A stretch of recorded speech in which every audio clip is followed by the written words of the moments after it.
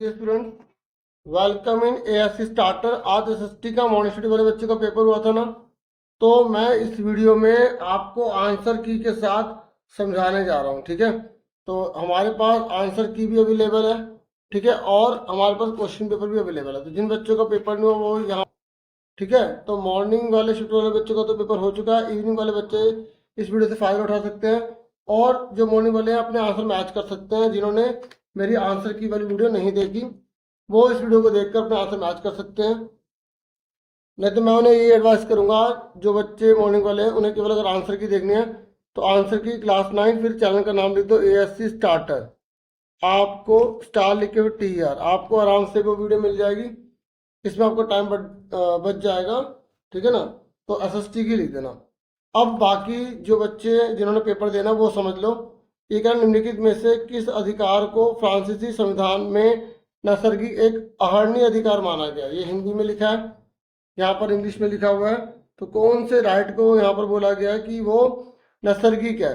ठीक है, कहने का मतलब ये है कि वो इन एलिनेबल है, मतलब वो मिलना ही चाहिए।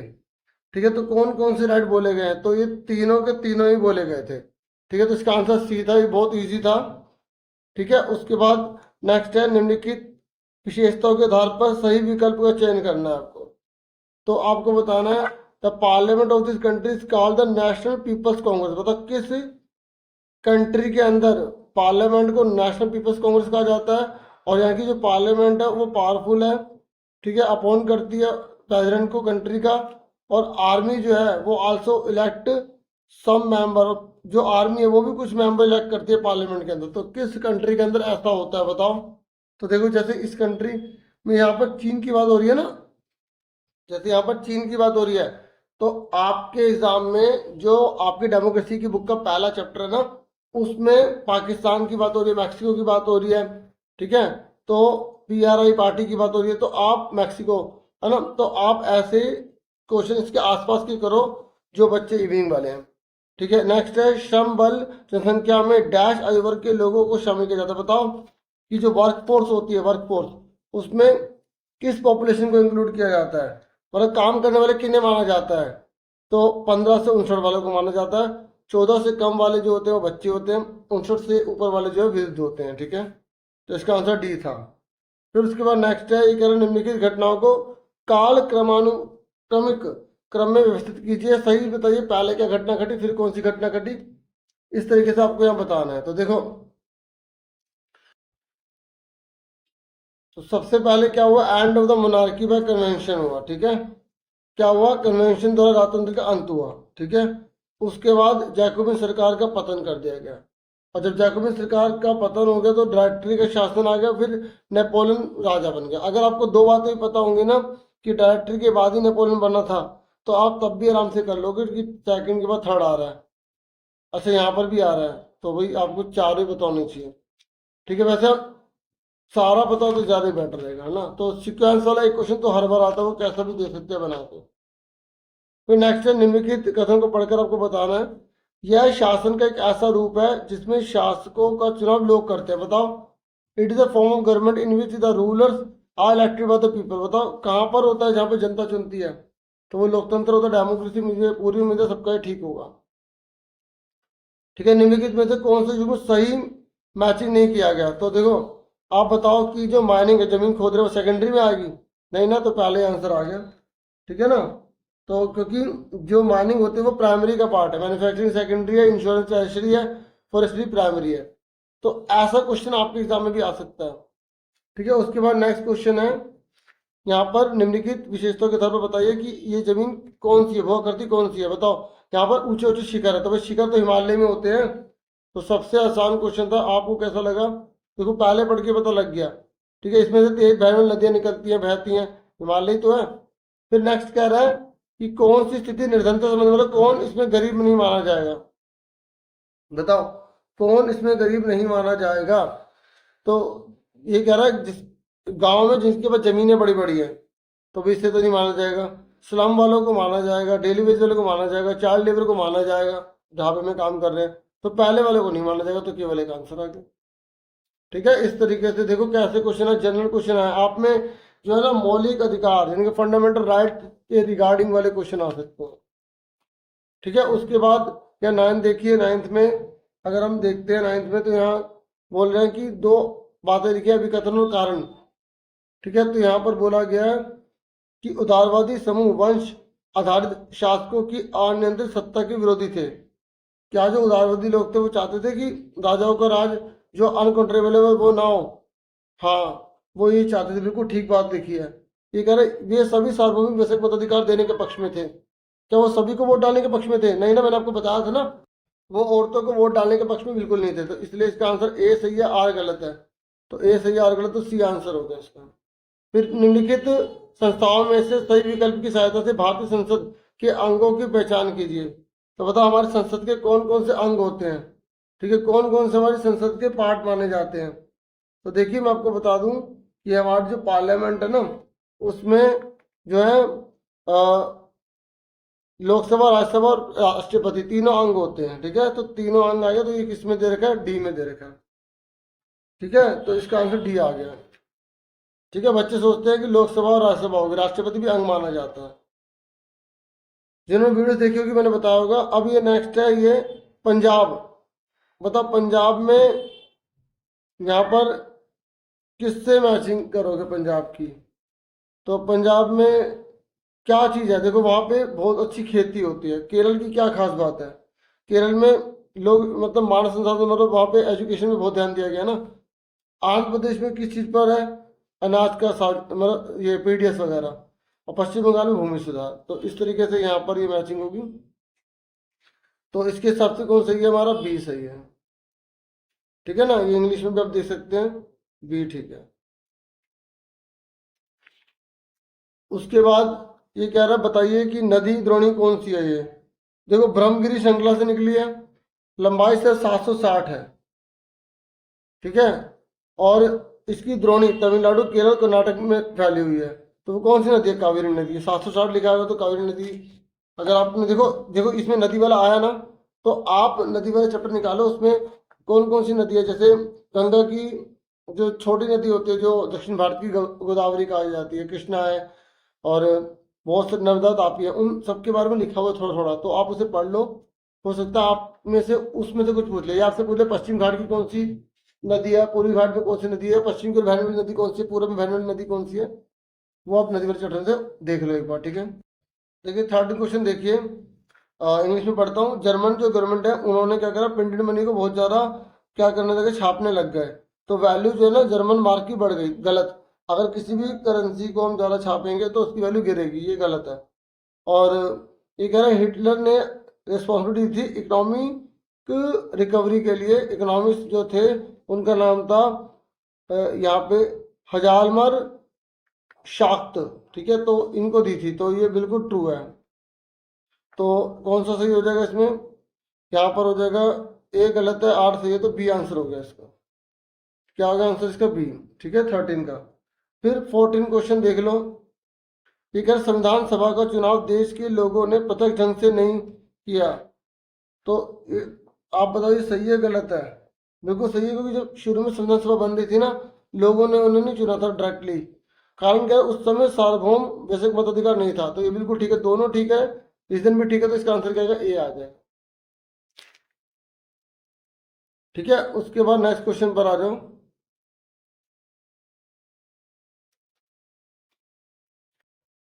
नेक्स्ट है, किसानों को उनकी फसल के लिए सरकार द्वारा पहले से घोषित कीमतें दी जाती हैं, इस कीमत को क्या कहते हैं? देखो सरकार जो है ना किसानों को पहले से उनकी फसल की वैल्यू दे देती है, तो उसको क्या बोलते हैं? एमएसपी बोलते हैं। क्या बोलते हैं? MSP, minimum supporting price. ठीक है, तो आपको ये पता होना चाहिए, न्यूनतम समर्थित कीमत कहते हैं। देखिए आप 16 क्वेश्चन देखते हैं। ये कह रहा है under whose leadership did other organisations unite against the apartheid regime. तो अफ्रीकन नेशनल कांग्रेस है इसका आंसर। ठीक है, उसके बाद यहाँ पर ही बोला निम्नलिखित में से किसके नेतृत्व में रंग भेद शासन के विरोध में अन्य संगठन एकजुट हो गए? तो अफ्रीकी नेशनल कांग्रेस। फिर नेक्स्ट है, भारत में मार्च से मई तक ग्रीष्म ऋतु होती है। तो ये ट्रू है। इधर सूर्य के उत्तर की ओर आभासी गति से भूमंडलीय ताप पट्टी उत्तर की तरफ खिसक जाती है। तो ये दोनों बातें ठीक लिखी हैं और व्याख्या भी, रीजन भी ठीक लिखा है, तो इसका आंसर क्या है? ए है। ठीक है। तो ये कह रहा है जो हॉट वेदर आता है ना इंडिया में, वो मार्च से मई में आता है, तो बिल्कुल ठीक है। ये कह रहा है क्योंकि जो अपेरेंट नॉर्थवर्ड होता है ना मूवमेंट सन का, तो जो ग्लोबल हीट बेल्ट होती है वो शिफ्ट हो जाती है नॉर्थवर्ड की तरफ, तो बिल्कुल ठीक है, तो ए आंसर आ जाएगा।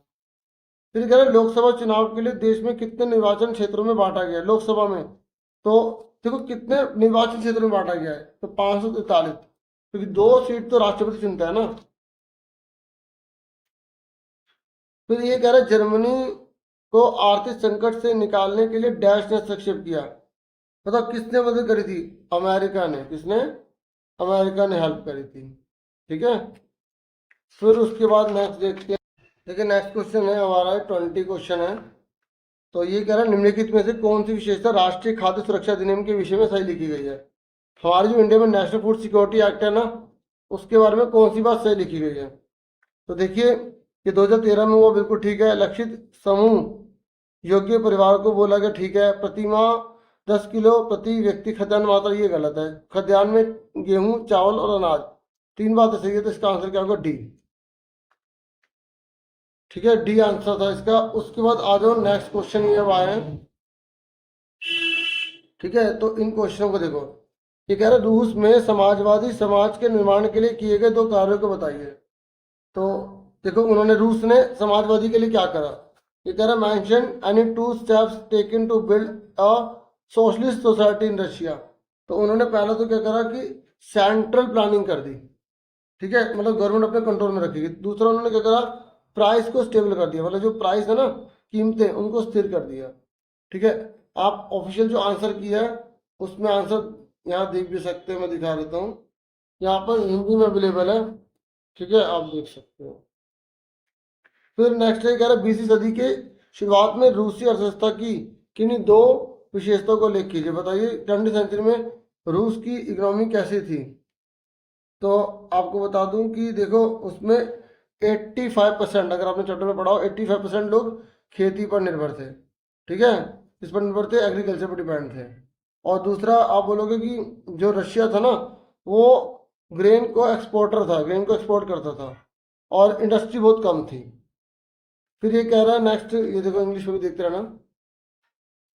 नेक्स्ट जो है ना 22, ये कह रहा है mention 2 changes made after general Pervez Musharraf declared himself the chief executive. बताओ जब उसने अपने को चीफ एग्जीक्यूटिव बनाया तो उसने क्या क्या चेंज कर दिए? तो देखो पहले तो उसने अपने आप को प्रेसिडेंट बना लिया, और फिर 2002 में उसने क्या करवाया? जनमत संग्रह करवाया, जनता को इकट्ठा करा। ठीक है, और अपने 5 साल को अपने और बढ़ा लिया उसने, और लीगल फ्रेमवर्क ऑर्डर पास कर दिया, और कॉन्स्टिट्यूशन को बदल दिया। हाँ या ना? तो भारत के भौगोलिक विस्तार का संक्षेप में वर्णन कीजिए। यहाँ पर 23 क्वेश्चन है, तो आप ये बता सकते हो यहाँ पर कि 32.28 लाख वर्ग किलोमीटर एरिया। 7वें नंबर पर आता है। 15,200 किलोमीटर की लैंड बाउंड्री है। और भी बहुत कुछ बता सकते हो जितना आप जानते हो, भारत में कौन से लैटिट्यूड में, कौन से एल्टीट्यूड में है। कुछ भी लिखना था बस इसमें भारत के बारे में। बेरोजगारी के बारे में बताओ, जब व्यक्ति काम करना चाहता है उसे काम नहीं मिलता है ना, तो अनएम्प्लॉयमेंट की बात कर रहे हैं। फिर ये कह रहा है why was the treasury of France, ये कह रहा है फ्रांस का जो खजाना वो खाली क्यों हो गया था? तो देखो उसने बहुत ज़्यादा फिजूल खर्ची वगैरह करी थी। ठीक है ना, और उसने जो है युद्धों में भाग लिया था। तो इस तरीके से आप आराम से यहाँ पे बता सकते हैं उसने क्या क्या किया था। और प्रशासनिक खर्चे बहुत बढ़ा दिए, फिजूल खर्ची करी, शादी करी थी तो उसमें बहुत ज़्यादा पैसा लगा दिया। ठीक है, और युद्ध दूसरे देशों से हो रहा था, तो उसमें अपने अपने आप को उसमें झोंक दिया है, लड़ाई करने में साथ देने लग गया, तो बहुत ज़्यादा खर्च इस पर कर दिया। ठीक है, और केवल तीसरे स्टेट से टैक्स लेता था। बहुत सारे पॉइंट है, बता सकते हो। फिर रोबेस्पियर सरकार द्वारा अपनाई गई नियंत्रण एवं दंड की नीति के बारे में बताओ, रोबेस्पियर ने क्या करा था? और रोबेस्पियर ने क्या करा? देखो सेम क्वेश्चन तो आएंगे नहीं, आप देख लो, इसके आसपास की चीजें करो, चैप्टर के अंदर डिटेल में पढ़ोगे तभी आप अच्छे से कर पाओगे। समता रोटी खाना अनिवार्य कर दी गई, मजदूरी पर कीमतों की अधिकतम सीमा तय की गई, गणतंत्र के शत्रु की गिरफ्तारी करने पर मुकदमा चलाया गया, और सितोयन व सितोइन शब्द संबोधन में शुरू कर दिए। और इनके अर्थ याद कर लेना।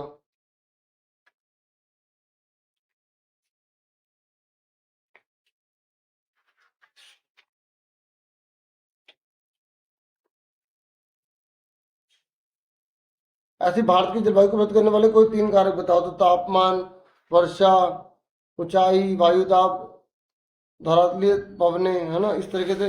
इंडिया की क्लाइमेट को इफेक्ट कौन करता है? टेम्परेचर लिख सकते हो, रेन लिख सकते हो, ठीक है, और लैटिट्यूड लिख सकते हो, एल्टीट्यूड लिख सकते हो।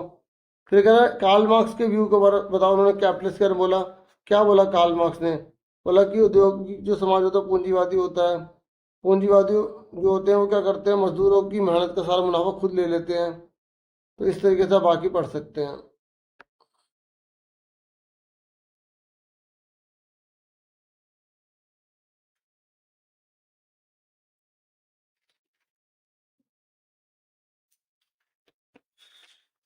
फिर ये नेक्स्ट है यहाँ पर, लोकतंत्र में चुनाव अभियान का क्या महत्व होता है? देखो, चुनाव में मत लोग डालते हैं, मत से लोग अपने नेता को चुन सकते हैं, है ना। देखिए, अब मैं इतना ही करवा पाऊंगा, बता पाऊंगा। अब आपको सारे आंसर दिखा रहा हूँ, ठीक है। आप उसे पढ़ना चाहे तो आप पढ़ सकते हैं। इंग्लिश वाले बच्चे जो है वो उसे गूगल ट्रांसलेटर से इंग्लिश में कर लें, ठीक है। यहाँ पर आप देख सकते हैं सारे कैसे कैसे क्वेश्चन हो रहे हैं। ये झीलों का क्या महत्व है? झीलें झीलें क्या प्रदान करती हैं? झीलों के क्या फायदे हैं? गरीबी के क्या कारण है? निरंतर रेखा क्या होती है? तो लॉन्ग क्वेश्चन थोड़े अच्छे अच्छे दिए ताकि बच्चा अगर इन्हें लिखता है तो उसकी है कि पॉइंट्स पाँच है तो पाँच लिखें, ठीक है ना। ये मैं आपको दिखा देता हूँ आंसर सारे, ठीक है ना। अब देखो ये कैसे कैसे क्वेश्चन आए और बहुत डीपली क्वेश्चन दिए हैं। बफर स्टॉक के बारे में, सार्वजनिक वितरण प्रणाली के बारे में, पीडीएस के बारे में। पहले वो पुराने देख लो ना। कार्ल मार्क्स का हो गया था।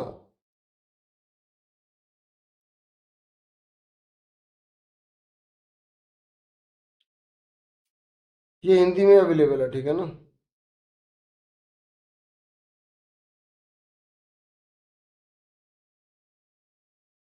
अब ये पैसेज वगैरह हैं, देखो पैसेज जरूर आएंगी।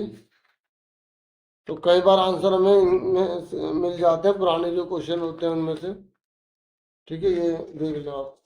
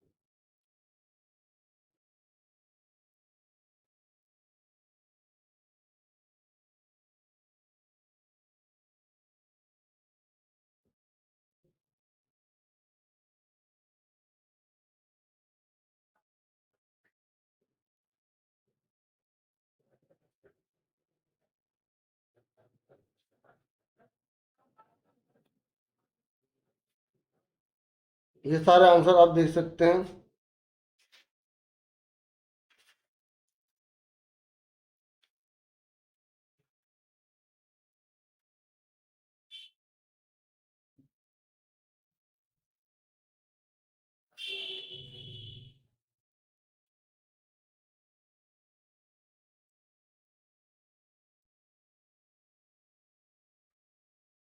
इधर विश्व का मैप आया था।